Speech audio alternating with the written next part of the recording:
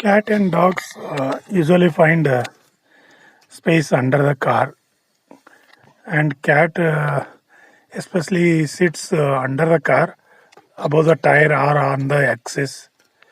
Many times difficult to search it. It is not one day problem. Whenever car is stopped, cat immediately goes under it and sits there. Many times we call it, it doesn't come out. So, and many times we move 3-4 times car in our field to carry some items and all. So every time 2 minutes goes in searching the cat whether it is there under the car or not, and calling it out. So it has become a issue daily.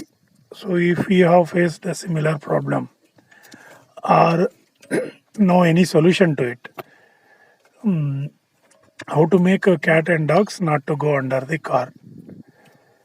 So I searched the internet but couldn't find any proper solution. There are funny solutions also in the internet.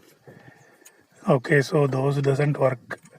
We need a practical solution where we should stop and take it out anytime we need it. Just we need to ensure cat or dog doesn't go under the car. Such simple solution if available, please tell us. Thank you.